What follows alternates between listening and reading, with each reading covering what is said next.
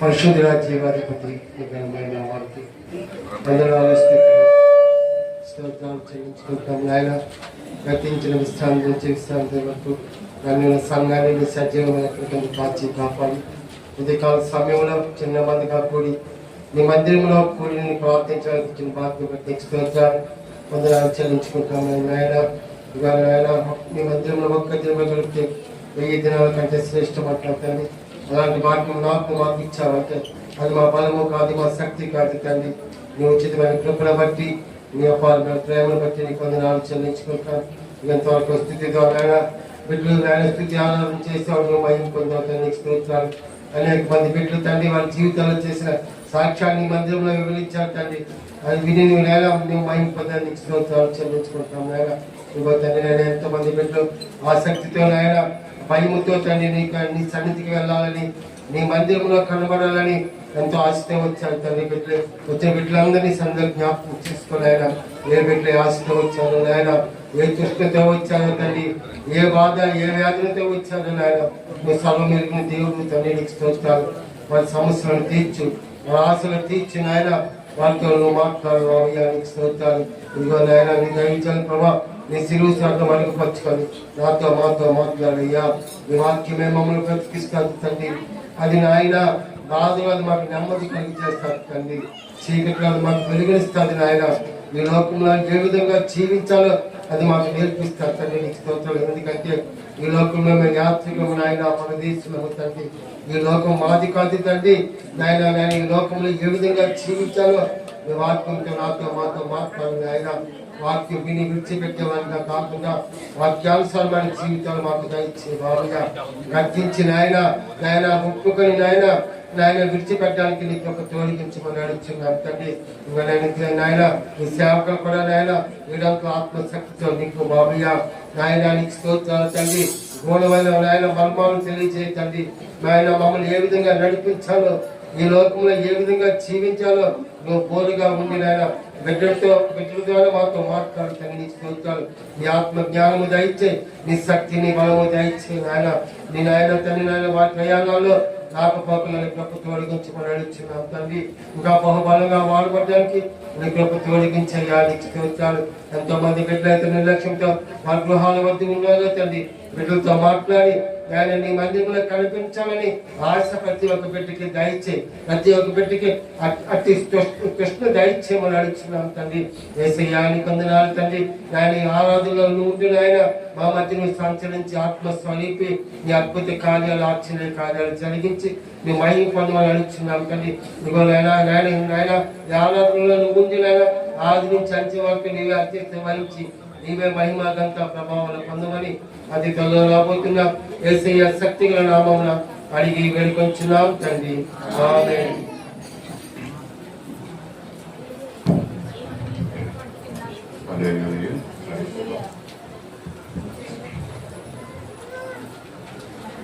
చేరి వచ్చిన సంఘానికి ప్రభు నామంలో వందనాలు తెలియజేస్తున్నాను. ఇంతవరకు ప్రభు తన కృప ద్వారా మరి ఈ యొక్క సత్య సువార్త సహవాసాన్ని తన స్వాధీనం ఉంచుకుని చక్కగా ఆదివారం ఆరాధన జరగడానికి దేవుడు కృప చూపించున్నాడు. అలాగే వాక్య సందేశంలోనికి మన దేవుని యొక్క జీవపు మాటలు కొన్ని మనము విందాము. పరిశుద్ధ లేఖనంలో నుంచి మరి గడిచిన వారాల్లో మనము సంఖ్యల గురించి మన వాక్యాలు విన్నాం. 1, 2, 3, 4 అనే సంఖ్యల గురించి. అలాగే ఈ దినము మరి ఒక జాము అనే మాటతో మనము ముందుకు వెళ్దాం. ఈ జాములో కూడా 1, 2, 3, 4 జాములు ఉంటాయండి. జాము అనగానే మనందరికీ తెలుసు అండి, తెల్లవారు జాము అని, వేకువ జాము అని కొంతమంది అంటారు అండి, ట్రాఫిక్ జామ్ అండి, రాత్రికాల జాములు. ఈ జాముల గురించి మనం ట్రాఫిక్ జామ్ వస్తుంది కదా, ట్రాఫిక్ లో ఉంటుంది కాబట్టి అండ్ అది ఇంగ్లీష్ జాము, ఇదేమో తెలుగు జాము అనమాట అండి. అంటే జామ్ అయిపోవడం కాదు కానీ జాములు సమయాల గురించి మనం ధ్యానం చేసుకుంటున్నాం కనుక ఆ సమయంలోనే ఒక భాగముగా ఈ యొక్క జాము గురించి మనము క్లుప్తంగా ఈ దినము ధ్యానం చేద్దాం అండి. ఒక జాము 3 గంటలు అంటండి. ఒక జాము సమయం ఎంత అంటే 3 గంటలు. 3 గంటలు కలిపి ఒక జాము అవుతుంది అనమాట అండి. మొదటి జాము, రెండవ జాము, 3వ జాము, 4వ జాము అని ఉంటాయి. అలాగే పగల 4 జాములు, ఇవి మొత్తము 8 జాములు అంటండి అండి. మొత్తం 8 జాములు, పగలు 4 జాములు, అలాగే రాత్రి 4 జాములు. మరి ఈ రాత్రి కాల సమయంలోనే ఎక్కువగా మనం జాములు అన్న మాట వింటా ఉంటాం కదండి. తెల్లవారు జాము అనేసి, మొదటి జాము అనేసి, అర్ధరాత్రి జాము అండ్ ఈ విధంగా 3వ జామున, వేకువ జామున అనే మాటలు మనం వింటా ఉంటాం. పరిశుద్ధ గ్రంథంలో కూడా ఎక్కువగా మనం చూస్తాం. సో మొదటి జాము అన్నది రాత్రి 9 గంటల నుంచి రాత్రి 12 గంటల వరకు ఉన్న సమయాన్ని మొదటి జాముగా మరి రాయబడ్డదండి. అలాగే రెండవ జాము 12 గంటల, రాత్రి 12 గంటల నుంచి తెల్లవారుజాము 3 గంటల వరకు కూడా అది రెండవ జాముగా రాయబడ్డది. అలాగే 3వ జాము తెల్లవారుజాము, అది 3 గంటల నుంచి ఉదయం 6 గంటల వరకు 3వ జాము అనేసి తెలియజేస్తున్నారు. అలాగే సాయంకాల సమయం, రాత్రి అండి సాయంకాల సమయం, సాయంకాలము 6 గంటల నుంచి 9 గంటల వరకు ఉన్న సమయము సాయంకాలం అనేసి మనకి సంధ్య వేళ లేక ప్రొద్దు గుంపు వేళ అన్న మాటలు మనము జ్ఞాపకం చేసుకోవాలి ఈ యొక్క సమయాల గురించి అండి. సాయంకాల సమయంలో ఒక వ్యక్తిని మనము రాత్రి అంటే అది సాయంకాలం అనాలి, రాత్రి 8 గంటలకి ఒక వ్యక్తిని మనం కలిసామనుకోండి మొట్టమొదటిసారిగా, ఆ దినమంతా మనం చూడలేదు అతన్ని. రాత్రి 8 గంటలకు ఆ వ్యక్తిని చూసినప్పుడు మనం ఏమని సంబోధించాలి? లేక ఒక పెద్ద వ్యక్తే అండి మొదటి జాము అంటే నేను ఇక్కడ చెప్పేది ఏంటంటే ఎలాగ మనం విష్ చెయ్యాలి. ఈ మాట వింటున్నారమ్మా మీరు కూడా? మిమ్మల్ని కూడా అడుగుతాను ఈ మాట, అందుకని మీరు వినలేదు కాబట్టి ఈ ప్రశ్న మీకే, యవనస్తులకి. ఓకే, రాత్రి 8 గంటలకు, ఎందుకంటే చెప్తున్నప్పుడు మీరు అంటలేదు కాబట్టి మిమ్మల్ని అడుగుతాను ఈ ప్రశ్న సమాధానం. రాత్రి 8 గంటలకి మీరు ఒక డిఎస్పీ గారిని కలిసారు, వెళ్ళి మొట్టమొదటిగా డిఎస్పీ గారిని అంటే డిప్యూటీ సూపరింటెండెంట్ ఆఫ్ పోలీస్ అంటే కలిసినప్పుడు ఆయన దగ్గరికి వెళ్ళినప్పుడు ఆయన్ని మనము విష్ చెయ్యాలి కదండి. అండ్ విష్ చేయకుండా ఆయన కోపడతాడు కదా. ఎవరైనా మేనర్స్లెస్ పిల్లలు నా దగ్గరికి వచ్చి కనీసం నన్ను గౌరవించుకోకుండా లేకపోతే నన్ను విష్ చేయకోకుండా ముందుకు వచ్చి మాట్లాడుతున్నారు అనేసి అంటారు కదా. కాబట్టి ఆయన రాత్రి 8 గంటల దగ్గరికి వెళ్ళాం. ఆయన దగ్గరికి వెళ్ళినప్పుడు ఆయన ఏ విధంగా విష్ చేస్తారు? ఎవరు చెప్పారు సమాధానం? ఎవరిని అడుగుతుంది? రమ్య. నాకు వినపడతారు రమ్య చెప్పిన మాట, ఇది ఎత్తుకోకుండా ఉన్నవాడు ఎత్తు చెప్పిన మాట నాకు వినిపించింది అండి. ఏమని విష్ చేయాలి? గుడ్ ఈవినింగ్ అనే చెప్పాలి. ఎందుకు ఈ మాట నేను మీ ముందుకు తీసుకొచ్చానంటే చాలా మంది రాత్రి 8 అయిన తర్వాత ఏమంటామని మనము గుడ్ నైట్ అని చెప్తాం కదా అండి. గుడ్ నైట్ అని చెప్పకూడదు ఆ టైంలో. రాత్రి 8 అయినా కూడా, రాత్రి సమయం అయినప్పుడు కూడా మనం ఏమని విష్ చేయాలంటే అంతకుముందు కలవకపోతే గుడ్ ఈవినింగ్ అని మనం పలకరించాలి, విష్ చేయాలి. అలాగే ఆ మాటలు అయిపోయిన తర్వాత వెళ్ళిపోయేటప్పుడు మనం ఏమైనా విష్ చేస్తాం? గుడ్ నైట్ సార్ అని చెప్పేసి వెళ్ళిపోతాం కదా. ఇది సంబోధించడం చాలా మందికి తెలియదు ఈ విషయాన్ని చెప్తాను. ఎందుకంటే జాముల యొక్క సందర్భం ఇక్కడ వచ్చింది అండి. మరి ఉద్యోగాలు చేసుకునే వారికి యవనస్తులైన పిల్లలు అందరికీ కూడా ఈ విషయాలు తెలుసు కనుక చక్కగా సమాధానం చెప్తున్నారు. మరి ఈ విధంగా మనం రాత్రికాల సమయం అయినప్పుడు కూడా గుడ్ ఈవినింగ్ అని మనం వాళ్ళకే చెప్పాలి. ఇగో ఈ జాముల గురించి మీకు, సమయాల గురించి మీకు తెలియజేశాను. బైబిల్లోకి మనము గత న్యాయాధిపతులు 7వ అధ్యాయము 19వ వచనంలో జాము గురించి మనం చెప్పేసుకుని ఇది నేను తొందరగా మనం ముగించుకుందాం, సమయం ఎక్కువైంది కనుక. అట్లు నడిజాము మొదటి కావలి వారు ఉంచబడగానే గిద్యోనును అతనితోనున్న 100 మందియు దండుపాలెము కొట్టుకొనకు పోయి ఊరలను ఊది తమ చేతుల్లో ఉన్న కుండను పగలగొట్టిరి. చాలా అనుకుంటాండి, ఎక్కువ చదవక్కర్లేదు. ఎందుకంటే మీరు ఇది చదువుతుంటే మళ్ళీ యవనస్తులను అడుగుతున్నాను అండి, వినండి. ఇది చదువుతుంటే మీకు జ్ఞాపకం వస్తుందా? ఏం జ్ఞాపకం వస్తుంది? ఇది ఇప్పుడు చదివిన భాగం ఏం జ్ఞాపకం వచ్చింది? అది దేవుడిగా చెప్పేస్తున్నారు ఇక్కడ మనకి. మీరు చెప్పాలి యూత్ పిల్లలు అండి. ఈ వాక్యం చదివించినప్పుడు ఏం గుర్తొచ్చింది మీకు? దీవి నా చెప్పు నువ్వైనా పర్వాలేదు. పోయిన వారం ఉన్నదండి దీవెన అయితే మరి గిద్యోను పోయిన వారం చదివిన ఈ యొక్క యవనస్తుల కూడికలో చెప్పబడిన వాక్యం ఇది కదండి. దీన్ని మాకు సందర్భంగా ఉంచింది. ఎందుకంటే నడిజాము అనే మాట ఎక్కడ ఉంది. నడిజామున మరి యవనస్తుల మీటింగ్ లో మరి మాట నడిజాము గురించి మాట్లాడకపోయినా గిద్యోను గురించి చక్కగా విషయాలు తెలియజేశారు. నేను కొంచెమే విన్నాను వెనకాల ఉండి. దీంట్లో మళ్ళా యవనస్తుల్ని అడుగుతూ ఉంటాను. దీంట్లో ఉన్న ఆయుధాలు ఏంటండి? ఆయుధాలు గిద్యోను తీస్తే చూడకూడదా బైబిలే? ప్రసాద్ గారు చేస్తున్నాను కొండ. ఇంకోటి కోడ. ఎంత గుర్తు తెచ్చుకోవాల్సి వస్తుంది చూసారా. పోయిన ఆదివారమే ఉన్నారు ఈ వాక్యాన్ని, కాబట్టి మేము జ్ఞాపకం చేస్తున్నాం. నడిజామున అండి గిద్యోను ఆయన ఆయుధాన్ని తీసుకుని మరి దీని యొక్క ఆత్మీయ అర్థం కూడా చెప్పారు అన్నయ్య కదండి. డేవిడ్ బ్రదర్ దీంట్లో ఉన్న ఆత్మీయత. కొండ అంటే ఏంటి, దిక్టి అంటే ఏంటి అండ్ ఇంకోటి పోర్ అంటే ఏంటి, ఈ ఆత్మీయ అర్థాలు కూడా చెప్పారు. మనకు సమయం లేదు కానీ దాన్ని రివిజన్ చేయడానికి. మరి ఈ యొక్క నడిజాములో జరిగినటువంటి సంఘటన అండ్ గిద్యోను విషయంలో ఏ విధంగా దేవుడు అద్భుతమైనటువంటి విషయం జరిగించాడు. ఇది ఎప్పుడు జరిగింది అని అంటే నడిజామున జరిగింది ఈ విషయం. అండ్ మనకి ఈ జాము గురించే మనము ఇక్కడ డిస్కషన్ చేస్తాము కనుక నడిజామున గిద్యోను విషయంలో అక్కడ ప్రజల విషయంలో దేవుడు తన బిడ్డల విషయంలో జరిగించుకున్నటువంటి కార్యం. అలాగే ఇంకొకటి జాము గురించి మత్తయి సువార్త 24వ అధ్యాయం 43వ వచనంలో ఈ మాటను చూడండి.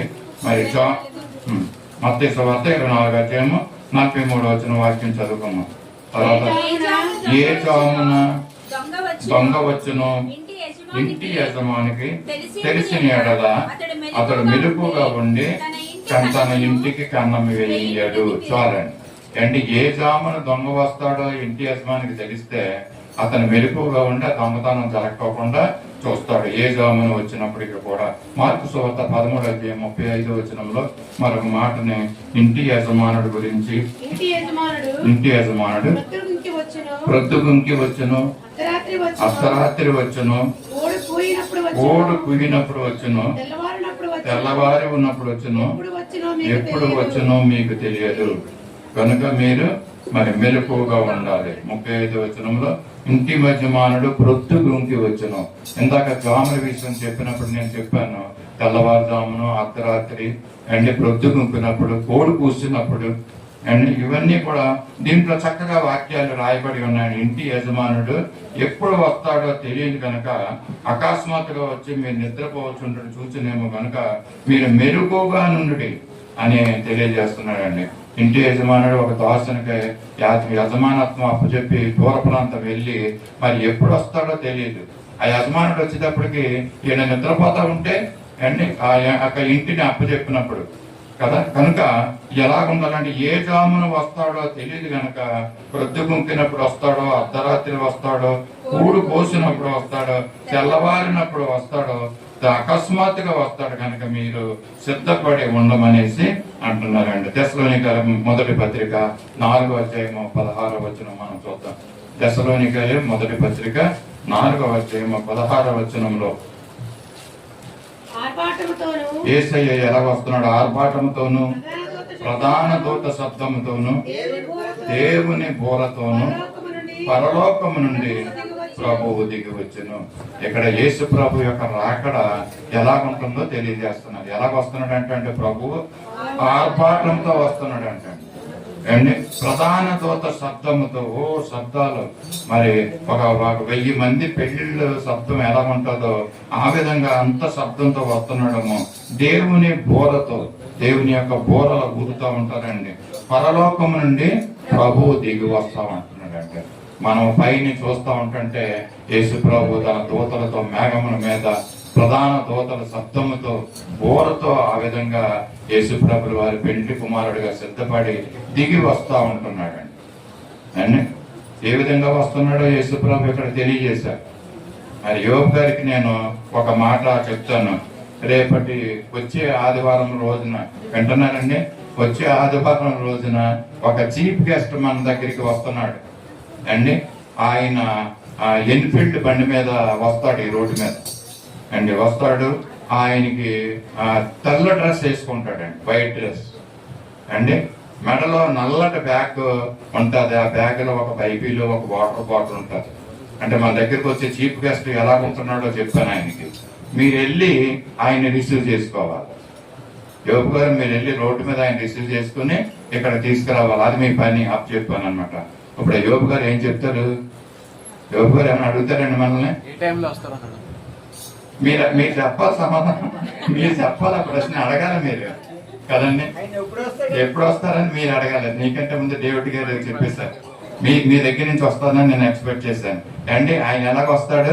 ఎన్ఫీల్డ్ బండి మీద వస్తాడు అండి, వైట్ డ్రెస్ వేసుకుని వస్తాడు అండ్ వాటర్ బాటిల్ పైపులు పెట్టిన బ్యాగ్, నల్ల బ్యాగ్ మెడలో తగిలించుకుని ఎన్ఫీల్డ్ మీద ఇలాగ వస్తున్నాడు అండి. మీరు వెళ్ళి రిసీవ్ చేసుకోవాలి. అనగానే ఆయన ఏమన్నారంటే ఆయన ఎప్పుడు వస్తాడు? తెస్సలోనిక మొదటి పత్రిక ఈ 4వ అధ్యాయం 16వ వచనంలో ఎలా ఉందండి?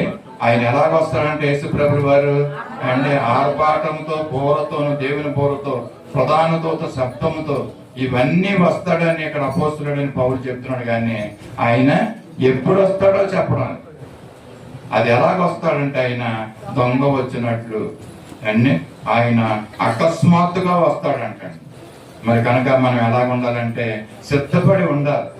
ఏ జామును వస్తాడో మనకు తెలియదు. ఆయన ఎలాగ వస్తాడో తెలిసి చెప్పారు, కానీ ఎప్పుడు వస్తాడో చెప్పలేదు. కాబట్టి మనం ఏం చేయాలంటే ఆయన ఏ జామును వచ్చినా కూడా మనము సిద్ధంగా ఉండాలండి ఆయన ఎదుర్కొంటానికి. ఆ విధంగా మనము సిద్ధపడుతున్నామండి. ఒకవేళ ఆయన నడిరాత్రి వస్తాడోమో, అర్ధరాత్రి, నడిజామున వస్తాడోమో, తెల్లవారుజామున ప్రొద్దుగుంకే వేళ వస్తాడోమో, ఏ సమయంలో వచ్చినా కూడా మనము ఎత్తబడడానికి, ర్యాప్చర్ అవడానికి మనం సిద్ధపడాలి అండి. మరి ఆయన ఒకవేళ ప్రొద్దుగుంకినప్పుడు వస్తే మనం ఎత్తపడే వారంగా మనం ఉంటున్నామండి, సిద్ధపడి ఉంటున్నామా, లేకపోతే విడువబడిన వారంగా మనం ఉండబోతున్నామా? ఆయన ప్రొద్దుగుంకుని వేళ ఆయన వస్తుంటే ఎలా ఉంటున్నది మనం ఒకసారి ఆలోచించాలండి అండి. ఒక బైబిల్లో ఒక వ్యక్తి ఉన్నాడు అండి, మళ్ళీ యవనస్తులు చెప్తే చాలా సంతోషిస్తాను. బైబిల్లో ఒక వ్యక్తి ఉన్నాడు, ఆయన ప్రొద్దుగుంకిన వాడు. ఆయన ఏం చేస్తున్నాడండి? ఆయన అండి మేడ మీద వాకింగ్ చేస్తున్నాడు అండి. సమాధానం చెప్పండి. యవనస్తులు చెప్తే చాలా సంతోషిస్తారన్నాను. నా మాటలు జాగ్రత్తగా మీరు ఆలకించడం లేదు అండి. చెప్పేస్తున్నారండి. కొంచెం టైం ఇవ్వండి వాళ్ళకి, యవనస్తులకి. ఎందుకంటే వాళ్ళు యవనస్తులు కదా అంటే ముసలోళ్ళు చెప్పేస్తున్నారు ముందు, యవనస్తులు చెప్పడం లేదు అండి. ఆయన ఎలర్ట్ గా ఉండాలి అండి. ప్రొద్దుగుంకుని వాళ్ళు ఈయన ఏం చేస్తున్నాడండి? ఈయన దావీదు గారు అండి మేడ మీద అండ్ ప్రచారాలు చేస్తున్నాడు. ఇంకోటి చేశాడు, ఆయన ఏం చేశాడంటే ప్రొద్దుగుంకే వరకు పడుకున్నాడండి కదా. ఆయన ప్రొద్దుగుంకే వరకు నిద్రపోయి, ప్రొద్దుగుంకుని వాడు ఆయన ఏం చేశాడంటే లేచి వాకింగ్ చేయడం మిద్ది మీద చేస్తున్నాడు అంటండి. ఆ యొక్క వాక్యం ఉంది కదా, సమూయేలు 2వ గ్రంథము 11వ అధ్యాయము 1-2 వచనాల్లో చూద్దాం. 1వ వచనంలో ఒక మాట చూడండి. సమూయేలు 2వ గ్రంథము 11వ అధ్యాయము 1వ వచనంలో మొదటి మాట, వసంతకాలం రాజులు యుద్ధమునకు బయలుదేరు సమయమున దావీదు యోవాబును అతని వారిని ఇశ్రాయేలులందరినీ పంపగా వారు అమ్మోనీయులను. చాలండి, ఇక్కడ ఈ వసంత కాలం అంటే మన కాలాల గురించి చెప్పినప్పుడు నేను 4 కాలాలు ఉంటాయి అండ్ 4 వేదాలు ఉంటాయి ఇవన్నీ చెప్పాం కదా. 4 కాలాల సమయంలో మనకు తెలిసిన కాలాలు 3: ఎండాకాలం, వర్షాకాలం, శీతాకాలం. మరి వసంత కాలం అన్నదే మనకు తెలియదు కదండి. ఈ వసంత కాలం అన్నది చాలా అంటే ప్లెజెంట్ గా ఉంటుంది. స్ప్రింగ్ టైం అంటారు దీన్ని కదండి. చాలా ప్లెజెంట్ గా ఉంటది అన్నమాట ఈ వసంత కాలము. ఇలాంటి వసంత కాలంలో రాజులు యుద్ధాలు చేస్తారండి ఎక్కువగా. ఎందుకంటే క్లైమేట్ చాలా బాగుంటది కాబట్టి, వాళ్ళకి అనుకూలంగా ఉంటది కాబట్టి వాళ్ళు యుద్ధాలకు వెళ్తా ఉంటారు శత్రు దేశాల మీద. అలాగ వెళ్ళవలసింది ఈ దావీదు గారు ఏం చేశారంటే పడుకుని ఉన్నారు. అంటే యోవాబుని సైన్యాధిపతిని, ఇశ్రాయేలు సైన్యాన్ని యుద్ధానికి పంపించి ఈయన ఎక్కడున్నాడంటే యెరూషలేములో నిలిచేను అనే మాట ఉంటదండి అక్కడ. అంటే యెరూషలేములో ఆయన నిలిచాడంట. ఆయన ఉన్నాడు, హాయిగా పండుకుని నిద్రపోతున్నాడు అండి. ఒక దినమున ప్రొద్దుగుంకు వేళ దావీదు పడక మీద నుండి లేచి రాజనగర మిద్దె మీద నడుస్తున్నాడు, వాకింగ్ చేస్తున్నాడు, ప్రచారాలు చేస్తున్నాడు అండి. ఆయన ప్రొద్దుగుంకే వాళ్ళ మరి ప్రచారం చేయడం, ఇదే ఆయన్ని కొంప ముంచింది అనమాట అండి. సాయంత్రం వేళ మరి మేడ మీద వాకింగ్, కొంతమందికి మేడలు ఉన్నాయి లేదు నాకు తెలియదు, ఒక మేడలు ఉన్నా మిద్దెల మీదకి వెళ్ళి అంటే డాబాల మీదకి వెళ్ళి వాకింగ్ చేసేవారు అండి. ఏం చేస్తారండి వాకింగ్ చేసేవారు? కిందకు చూస్తారండి. వాకింగ్ చేసేవాడు వాకింగ్ చేయకోకుండా కింద ఏం జరుగుతుందో చూస్తూ ఉంటారు. కింద ఎవరెవరు, ఇదే దావీదు చేశాడు. మిద్దె మీద వాకింగ్ చేయడం మానేసి వాకింగ్ చేస్తూ ఆయన కిందకు చూశాడు, పాపంలో పడిపోయాడు. మరి దినాల్లో మేడ మీద వాకింగ్ చేసేవారు చాలా జాగ్రత్తగా ఉండాలని వాక్యం మనల్ని హెచ్చరిస్తుంది. వాకింగే చెయ్యాలి, మరి ఏమాత్రం కిందకు చూడకూడదు అండి. బస్సులో పైకి చూడలేదు కానీ దావీదు కిందకు చూశాడు అన్నమాట అండి. ఈ విధంగా మరి దావీదు యొక్క సాయంత్రం వేళ, ఆ పొద్దు గుంపిన వేళలో మరి దావీదు పాపంలో పడిపోవడానికి చూసి అండి తర్వాత ఏం చేస్తాడు, మరి దేవుడు నాతాను ప్రవక్తను పంపించి మరి దావీదుకు బుద్ధి చెప్పడం జరుగుతూ ఉంటది. తర్వాత దావీదు ఏం చేస్తాడండి, పశ్చాత్తాపడతాడు తను చేసిన పాపాన్ని బట్టి అండి. మారు మనసు ఆయనకి కలిగిందండి, మారు మనసు పశ్చాత్తాపడ్డాడు, దేవుని దగ్గర క్షమాపణ పొందుకున్నాడు. మరి అన్నిటికీ కూడా ఆయన ఆ విధమైన పాపంలోకి వెళ్ళకోకుండా జీవించి ఉన్నాడండి. ఆయన చేసిన తప్పు ఏంటంటే మిద్దె మీద అండి యుద్ధానికి వెళ్ళకోకుండా మిద్దె మీద నుండి మరి చూడడాని దృశ్యం చూశాడంటండి అండి. యుద్ధమందు నేను మిద్దె మీద నుండి చూడరాని దృశ్యం కనులగాంచినాను, యుద్ధమందు నేను మిద్దె మీద నుండి చూడరాని దృశ్యం కనులగాంచినాను, బుద్ధి వీడినాను, హక్కు మీరినాను, లేదు నాలో జీవం తిరుగునైతి మార్గం, ఒక్క మాట చాలు, ఒక్క మాట చాలు, ఒక్క మాట చాలు ప్రభు, నాతో నీవు మాట్లాడినట్టు నేనే బ్రతికెదను ప్రభు, నాతో నీవు మాట్లాడినట్టు నేను బ్రతికెదను ప్రభు, నా ప్రియుడా నా హితుడా నా ప్రాణనాథుడా నా రక్షగా, నాతో నీవు మాట్లాడినట్టు నేను బ్రతికెదను ప్రభు. హల్లెలూయా. ఇదిగో దావీదు మిద్దె మీద తిరిగి యుద్ధానికి వెళ్ళకోకుండా పాపముల పడి తర్వాత తను తప్పు తెలుసుకుని దేవుని దగ్గర పశ్చాత్తాపడి ఇదిగో భక్తుడైన వారు ఈ పాటను రాసించారని చక్కని మాటలతో కూడిన పాటలు. సాయంకాలము ప్రొద్దుగుంకిన వేళ మరి మన జీవితాల్లో మనం ఎలాగుంటున్నాం? ముందుంటే యవనస్తులు ఏం చేస్తారండి, సాయంకాల సమయంలో చక్కగా తయారయ్యి పగలంతా నిద్రపోతూ ఉంటారు. పగలు కదండి, పగలు నిద్రపోయి సాయంకాలం తయారయ్యి చక్కగా డ్యూటీ స్టార్ట్ అవుతుంది వాళ్ళకి ఇంకా కదండి. యవనస్తులైనటువంటి వారు అండి సాయంకాల సమయంలో చీకటి సమయంలో యవనస్తులు, ఇదిగో దావీదుని జ్ఞాపకం చేసుకున్నాం, పాపంలో పడిపోయాడు. యవనస్తులైనటువంటి వారే కాకపోయినా మరి ఈ విధమైనటువంటి చీకటి సమయాల్లో మరి బయటికి బయలుదేరి వెళ్ళేవారు, వీధుల్లో తిరిగేవారు అంటండి. ఈ మాట నా మాటలు కాదు, సొంత మాటలు కాదు, ఇవి పరిశుద్ధ గ్రంథంలో ఉన్న మాటలే. సామెతల గ్రంథం 7వ అధ్యాయము 7, 8, 9 వచనాల్లో ఈ మాటలు మనం చూస్తూ ఉంటున్నామండి. సామెత గ్రంథం 7వ అధ్యాయము 7, 8, 9. జ్ఞానము లేని వారి మధ్యను యవనుల మధ్యను బుద్ధి లేని పడిచేవాడొకడు నాకు కనపడెను. సంధ్య వేళ ప్రొద్దు కుంకిన తర్వాత చిమ్మ చీకటి గల రాత్రి వేళ వాడు జారశ్రీ సందుల్లో వీధుల్లో తిరుగులాడుచుంటున్నాడు అంటే యవనస్తుడు, బుద్ధి లేని. ఎవరంటే ఆ జ్ఞానము గలటువంటి సొలొమోను రాసిన మాటలు ఇవి. ఆయన జ్ఞానం లేని పరిస్థితుల్లో మరి యవనస్తులుగా ఉంటున్న వారు ఏ విధంగా ఉంటున్నారంటే జ్ఞానం ఆయన కనపడుతుందంటే జ్ఞానం లేని వారి మధ్యన యవనస్తుల మధ్యన బుద్ధిహీనుడు ఒకడు కనపడుతున్నాడు. ఆయన చేసే పని ఏంటంటే ఆయన సంధ్య వేళ ప్రొద్దు గుంకిన తరువాత చెమ్మ చీకటి గల రాత్రి వేళ ఆయన ఏం చేస్తున్నాడంటే సందుల్లో తిరుగుతున్నాడంటండి, వీధుల్లో తిరుగుతున్నాడంటండి. జాల స్త్రీ ఉన్నటువంటి ప్రాంతాల్లో వాళ్ళు తిరుగుతున్నట్టుగా ఇక్కడ జ్ఞాని అయిన సొలొమోను రాస్తా ఉంటాడు. ఇంకా చెప్పాలంటే కాలేజీ పిల్లలంట, యవనస్తులంట కాలేజీ పిల్లలు ఉన్నటువంటి కాలేజీల దగ్గరికి వెళ్తూ ఉంటారు. సాయంకాలం అవగానే బళ్ళు వేసుకుని అక్కడికి వెళ్ళేటువంటి పరిస్థితులు కదండి. అంతేకాకుండా రాత్రుళ్ళు అండి రోడ్ల మీద ఎంతో యవనస్తులు మనం చూస్తూ ఉంటాం, భయం వేస్తూ ఉంటారు కొంతమంది ప్రయాణాలు చేయాలంటే.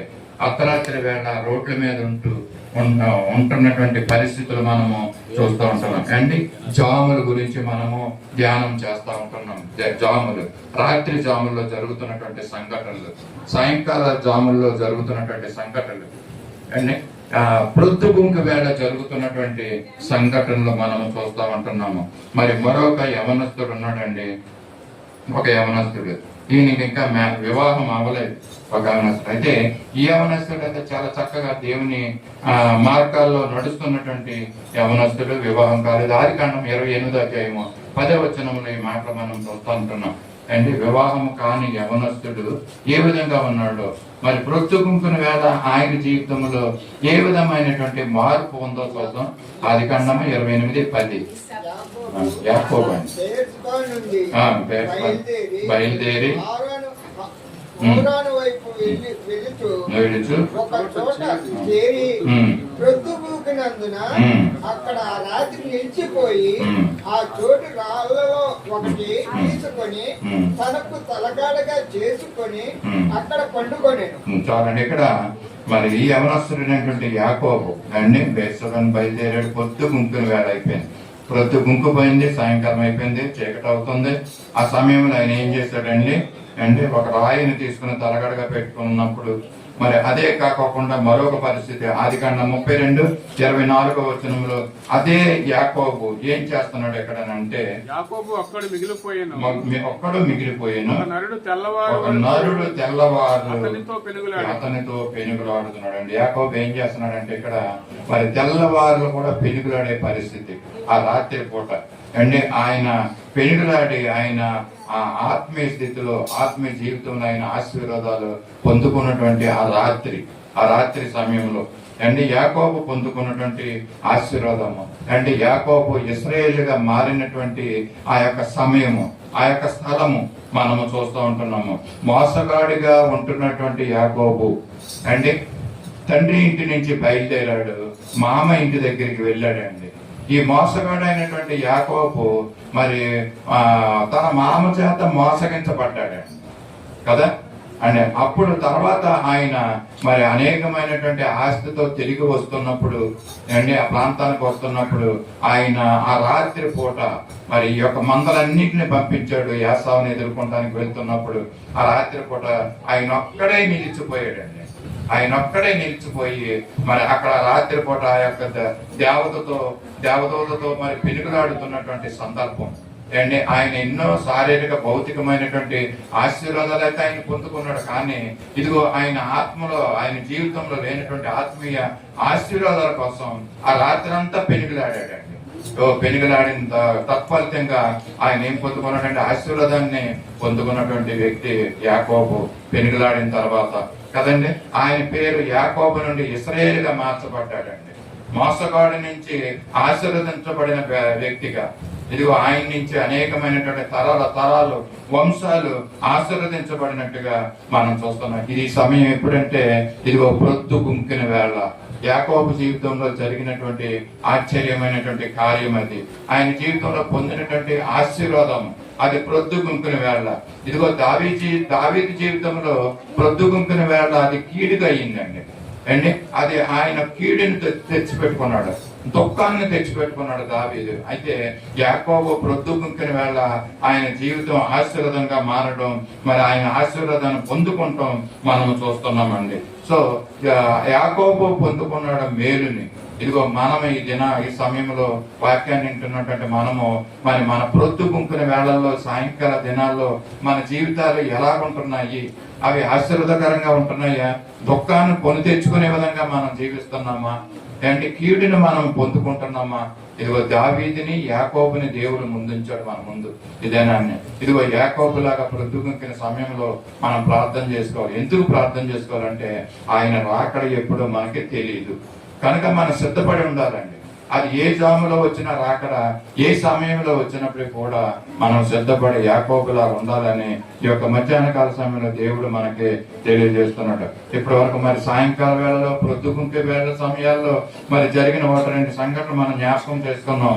అలాగే రెండవ జాము అంటే అర్ధరాత్రి జరిగిన సంఘటన మనం చూద్దాము. అందరికి తెలిసిన విషయాలే. ఇశ్రాయేలు ప్రజలు ఐగుప్తు నుంచి కనానికి వాళ్ళు బయలుదేరి వచ్చారు కదండి. ఆ యొక్క మొదటి జాములో వాళ్ళు ఏం చేశారంటే పస్కాను ఆచరించారండి. ఆ రాత్రి పూట పస్కాను ఆచరించిన తర్వాత ఆ సంఘటన మనం చూద్దాము. నిర్గమకాండము 12:29 ఏం జరిగింది అన్నది మనం చూద్దాం.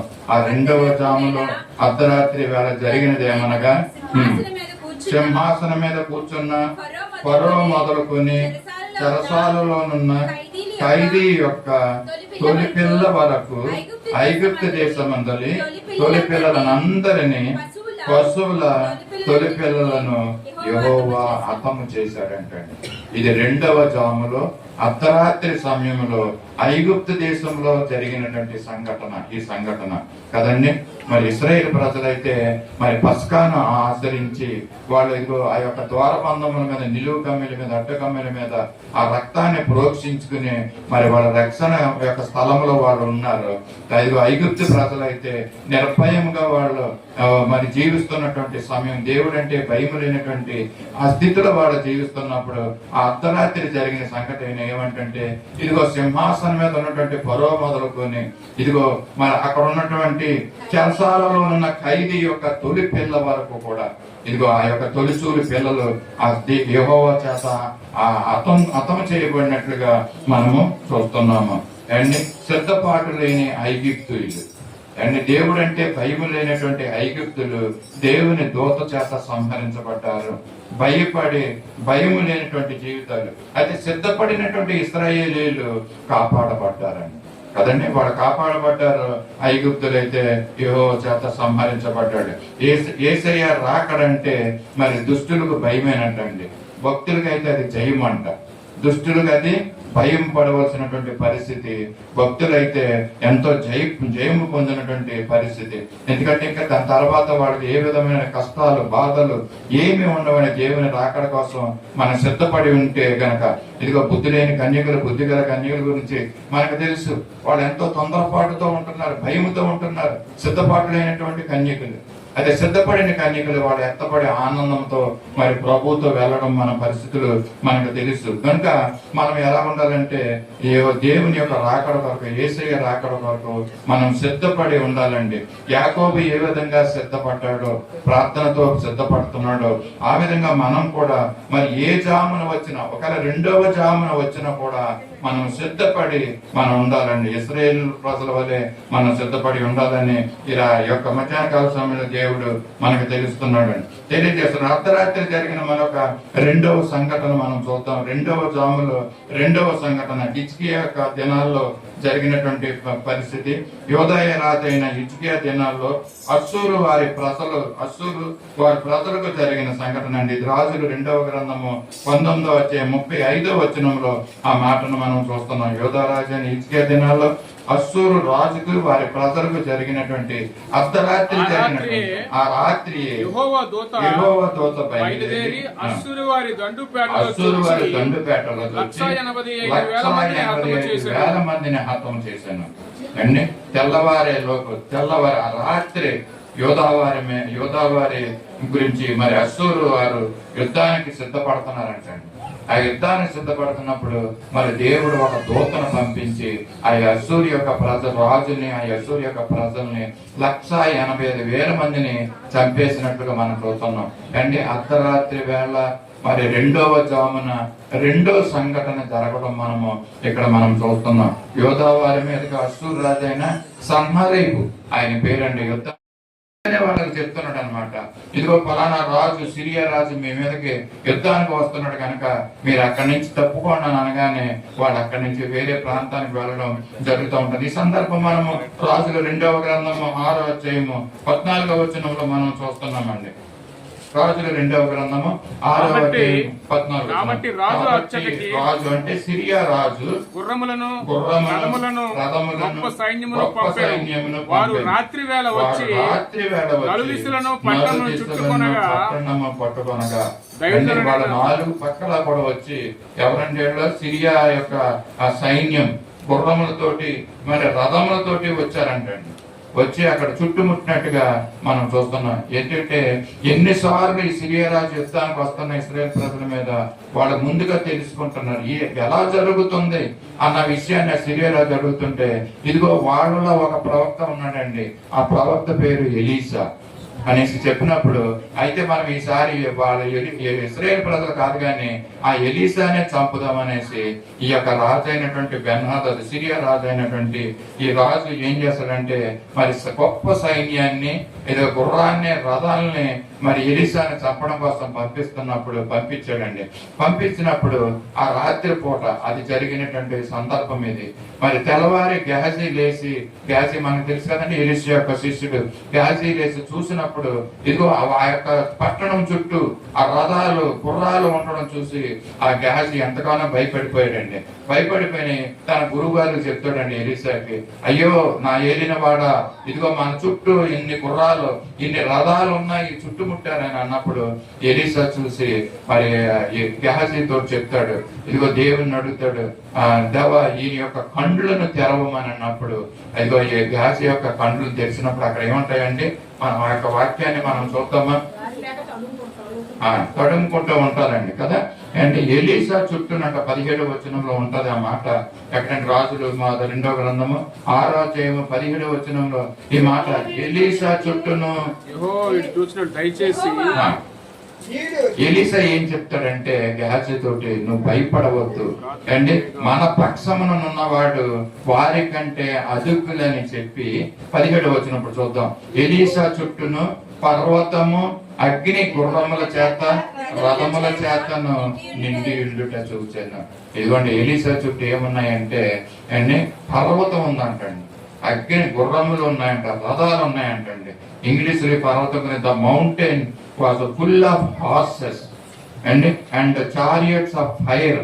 అంటే రథాలు, అగ్ని రథాలు అక్కడ ఉంటున్నట్లుగా మనం చూస్తున్నాం. ఈ గెహజీ కళ్ళు తీసి చూసినప్పుడు నిజమే కదండి, యెహోవా తన భక్తుల ఎడల అండి వారి చుట్టూ యెహోవా దూత ఉంటుందనేసి రక్షిస్తుందన్న వాక్యాన్ని మనం చూసాం. ఇదిగో ఎలీసా చుట్టూ ఈ రాత్రి సమయంలో ఇదిగో యొక్క సిరియా రాజు యొక్క సైన్యం వచ్చినప్పుడు ఇదిగో ఎలీసా చుట్టూ ఏమన్నాండి, పర్వతం ఉందంట, మౌంటైన్ ఫుల్ ఆఫ్ హార్సెస్ అంటండి. అండి గుర్రాలతో నిండి ఉన్నటువంటి పర్వతం చుట్టూ ఆయన ఎలీసా చుట్టూ అక్కడ ఉండడం మనం చూస్తున్నాం, ఆయన చుట్టూ కదండి. ఈ విధంగా మరి రాత్రి వేళ వచ్చినటువంటి ఆ యొక్క ఆపద నుంచి దేవుడు ఏ విధంగా కాపాడుతున్నాడో మనం చూస్తున్నాం. ఆఖరుగా మరి అర్ధరాత్రి మొదటి జామున జరిగినటువంటి మరొక సంఘటన చెప్పి నేను ముగిస్తాను. ఆదికాండము 19వ అధ్యాయము 1వ వచనములో ఇక్కడ మనం చూస్తూ ఉంటున్నాము లోతు గురించి అండి. ఆ సాయంకాలమున ఇద్దరు దేవదూతలు సొదొమ చేరుకున్నప్పటికీ లోతు గవని యొద్ద కూర్చుండి ఉన్నాడు. లోతు వారిని చూసి వారిని ఎదుర్కొనుటకు లేచి సాష్టాంగ నమస్కారం చేసి, నా ప్రభువులారా దయచేసి ఈ రాత్రి మీ దాసుని ఇంటికి వచ్చి ఈ రాత్రి మా ఇంటిలో వెళ్ళబోతున్నాను. చూడండి, ఆయన చెప్పినా కూడా వాళ్ళు ఏమంటారంటే ఈ రాత్రి నడివీధిలోనే ఉంటామంటారండి వాళ్ళు అండి. వారు లోతు ఆ యొక్క సొదొమ దగ్గరికి వచ్చినటువంటి యొక్క దూతలు, ఇద్దరు దూతలు సాయంకాల సమయంలో వచ్చారంటండి. అంటే ఈ జరిగిన సంఘటనలన్నీ ఎప్పుడు జరుగుతున్నాయంటే ఏ జాములో జరుగుతున్నాయండి, ఇప్పుడు వరకు సాయంకాల సమయంలో, పొద్దుగుంకు వేళ అండి, అర్ధరాత్రి వేళ, నడిజామున ఇవన్నీ మనం చూస్తున్నాం. అలాంటి సందర్భమే ఇక్కడ ఇద్దరు దూతలు సొదొమ పట్టణానికి వచ్చారు. వాళ్ళు మరి అక్కడ ఉంటున్నప్పుడు లోతు వారిని చూసి, ఇదిగో అయ్యలారా రాత్రి మా ఇంట్లో ఉండండి, ఇలాగ నడివీధిలో ఉండొద్దని చెప్పినప్పటికీ కూడా వాళ్ళు ఏం చేస్తారంటే, మేము రాత్రి నడివీధిలోనే ఉంటామని చెప్పారు. కానీ మరి ఆయన బలవంతం చేయడం వల్ల వారి ఇంట్లోకి మరి లోతు యొక్క గృహంలోకి వాళ్ళు వెళ్ళడం మనం చూస్తున్నాం. ఇక్కడ 5వ వచనంలో ఏమని ఉంటదంటే, 5వ వచనం, లోతు ఈ రాత్రి మీ యొద్దకు వచ్చిన మనుషులు ఎక్కడ మేము వారిని చూడండి. ఇక్కడ ఈ మాటలు ఇక్కడ ఏమని ఉన్నాయంటే, ఆ ఊరి మనుషులు అక్కడికి వచ్చారంటే, ఆ రాత్రి సమయంలోనే ఆ ఊరి మనుషులు ఆ లోతు ఇంటికి రావడం మనం చూస్తున్నాం. అక్కడికి వచ్చిన వాళ్ళు అండి, పిల్లలు, పెద్దవాళ్ళు, ముసలి వాళ్ళు అందరూ ఉన్నారంటండి. చాలా ఆశ్చర్యకరమైనటువంటి విషయం. మరి దేవుడు ఏం చేశాడండి, ఆ యొక్క అగ్ని గంధకాలతో ఆ పట్టణాన్ని కాల్చివేయడం మనకు తెలుసు అండి. లోతు కుటుంబాన్ని దేవుడు రక్షించాడు. మరి భార్య అయితే ఉప్పు స్తంభమైంది. మరి ఆ కుటుంబాన్ని దేవుడు ఏ విధంగా రక్షించాడు, రాత్రికాల సమయంలో జరిగినటువంటి సంఘటన అండి.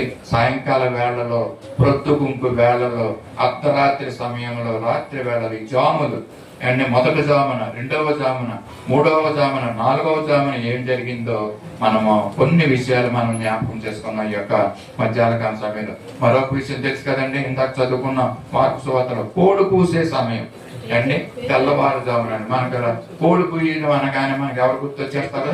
పేతురు గుర్తొచ్చేస్తారు. మీకు తెలుసు మరి కొన్ని వివాహ కార్యక్రమాలు లేకపోతే మన యొక్క సువార్త కోటాలకు వెళ్ళినప్పుడు అక్కడ భోజనం పెడతారు కదండి.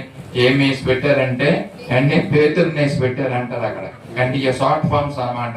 ఈ యొక్క చికెన్ కి, మటన్ కి, నాన్ వెజ్ కి ఒక్కొక్కరికి ఒక్కొక్క పేరు పెట్టారండి అండి. మేక మాసం అయితే అది ఇస్సాకు పేరుని పెట్టడం అండి. ఈ యొక్క పేతురు పేరు చెప్పగానే అది చికెన్ అన్న విషయం అర్థమవుతుంటది. ఈ విధంగా మరి కోడి కూసే సమయం, కోడికి కూడా ఒక ప్రాముఖ్యతను దేవుడు ఇచ్చాడని బైబిల్లో అండ్ ఈ యొక్క జాములకి దేవుడు ప్రాముఖ్యతను ఇచ్చాడు. ఈ యొక్క జాములో జరిగినటువంటి సంఘటనలు, సందర్భాలు మనం జ్ఞాపకం చేసుకున్నాం. ఆఖరిగా మరోసారి జ్ఞాపకం చేసి మీకు ముగిస్తాను. నడి జాములో ఎండి గిద్యోను జయాన్ని పొందుకున్నటువంటి విషయం.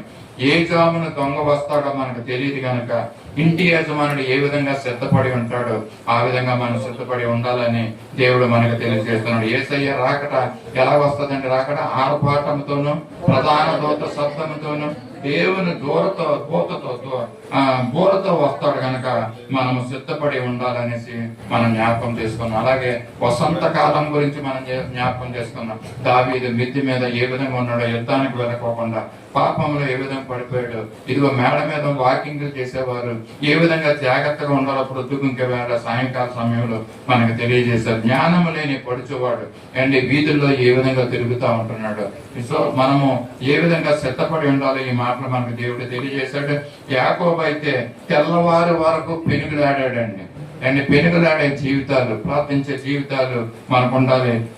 యాకోబు ఏ విధంగా ఆశీర్వాదాన్ని పొందుకున్నాడో ఆ సందర్భాన్ని కూడా మనం జ్ఞాపకం చేసుకున్నాం. అర్ధరాత్రి సమయంలో ఐగుప్తులోకి సంహారపు దూత వచ్చి ఇదిగో తొలిచూలు పిల్లలందరినీ కూడా ఏ విధంగా సంహరించిందో అది కూడా రాత్రి వేళలో జరిగిన సంఘటనే కనుక రాత్రి సమయాల్లో మనం సిద్ధపడి ఉండాలి. ఇశ్రాయేలు ప్రజలు ఏ విధంగా సిద్ధపడి ఉండి అలా బ్రతికించబడ్డారో మనం జ్ఞాపకం చేసుకున్నాం. ఆ విధంగా మనం కూడా సిద్ధపడి ఉండాలి. ఆఖరిగా అశ్షూరు ప్రజలు అంటే దేవదూత చేత ఏ విధంగా మరి సంహరించబడ్డారో, దేవుని బిడ్డలకు వ్యతిరేకంగా ఉంటున్నటువంటి అశ్షూరు దేశం 185,000 మందిని ఆ దేవత చంపిన విషయాన్ని మనం జ్ఞాపకం చేసుకున్నాం. ఆఖరిగా ఎలీసా చుట్టూ ఇదిగో అగ్ని రథాల గుర్రాలని దేవుడు ఏ విధంగా ఉంచి ఉన్నాడో మనం జ్ఞాపకం చేసుకున్నాం కదండి. ఆ విధంగా మరి ఎలీసా వలె మనం కూడా భక్తి జీవితం జీవిస్తే, యథార్థమైన జీవితం జీవిస్తే ఇదిగో మన ఆయన ఎందుకు భయభక్తులు కలిగి వారి చుట్టూ దేవుని యొక్క దూత ఏ విధంగా కావలి ఉంటుందో, రక్షిస్తారో దేవుడు మనల్ని కూడా ఆ విధంగా మన చుట్టూ దేవుని యొక్క దూతలను ఉంచి కావలి ఉంచి మనల్ని రక్షిస్తారన్న విషయాన్ని మనం నమ్మాలి. ఆ విధంగా మనం జీవించడానికి మనం ప్రయత్నం చేద్దాం. దేవుని యొక్క కాపుదల కృప మనందరికీ తోడై ఉండి నడిపించను గాక. ఈ కొద్ది మాటలు దేవుడు మన ఇంటిలో ఆశీర్వాదకరంగా చేయాలని కోరుకుంటూ ఈ యొక్క చిన్న మాటలను వినను ముగిస్తున్నాను. మరి ప్రార్థన చేసుకుందాం. మహాపరిశుద్ధులను సర్వశక్తి కృపానిధి కరుణ సంపూర్ణ కృపణ దేవ నీ పరిశుద్ధ పాదాలకు వందనాలు, స్తుతులు, స్తోత్రాలు చెల్లించుకుంటున్నామయ్యా. ఈ మధ్యాహ్న కాల సమయంలో సత్య సువార్త సంఘాన్ని మీరు కనికరించి మీరు చూపిస్తున్న ప్రేమను బట్టి నీకు స్తోత్రాలు, వందనాలు చెల్లించుకుంటున్నాం. ఇప్పుడు మధ్యాహ్న కాల సమయంలో చక్కని మాటలు మీరు మాకు వినిపించారయ్యా. జాము గురించి, ఆ జాముల్లో జరిగిన సంఘటనల గురించి, ఇదిగో సాయంకాలం సమయంలో, అర్ధరాత్రి సమయంలో, ఇదిగో ఏ సమయమైనా నువ్వు వస్తే రాకడ కొరకు మేము సిద్ధపడి మెలకుగా ఉండాలని తెలియజేసే ప్రభా, మేము ఆ విధంగా మేము సిద్ధపడి ఉండడానికి కృప చూపించండి. మమ్మల్ని ఆ విధంగా మమ్మల్ని నడిపించమని పడవచ్చు. ఇదిగో ఈ మాటలు మా హృదయంలో మంచి నేల పడినటువంటి విత్తనముల వల్ల ఫలితంగా చేయమని పడవచ్చు. కొద్ది మా కొరకు తిరిగి రానున్న నజరేయుడైన యేసయ్య పరిశుద్ధ నామములో అడిగి వేడుకొంచున్నాం తండ్రి, ఆమేన్. ఆమేన్. అందరూ లేచి నిలబడదాం. పరలోక ప్రార్థన ఆశీర్వాదంతో సెలవు. పరలోకమందున్న మా తండ్రి, నీ నామం పరిశుద్ధపరచబడి గాక, నీ రాజ్యం వచ్చిన గాక, నీ చిత్తం పరలోకమందు నెరవేర్చినప్పుడు భూమి మీద నెరవేరి గాక. మాకు కావాల్సిన అందిన ఆహారం నేడు మాకు దయచేయండి. మా రుణస్థులను క్షమించిన ప్రకారం మా రుణములు క్షమించండి. మమ్మల్ని శోధనలో తేక కీడుని తప్పించండి. ఎందుకంటే రాజ్యము, బలము, మహిమ నిరంతరం నీవన్నావు తండ్రి, ఆమేన్. తొట్టిల్లకుండా మనల్ని కాపాడగలను. తన మహిమ ఎదుట ఆనందంతో మన నిర్దోషంగా నిలబెట్టుటకు శక్తి గల మన రక్షకుడైన యేసుక్రీస్తు యొక్క కృప, మన అద్వితీయ దేవుని దివ్యమైన ప్రేమ, పరిశుద్ధాత్మని యొక్క అన్యోన్య సహవాసం, ఆదరణ, సత్య సువార్త సహవాసమునకు, సార్వత్రిక సంఘమునకు ఇప్పుడు ఎల్లప్పుడూ సదాకాలం తోడయండి నడిపించును గాక, ఆమేన్.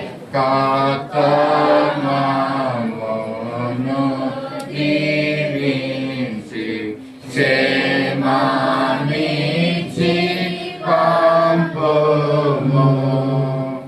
జీవాహార వార్తనిచ్చి మమ్మును పోషించుము.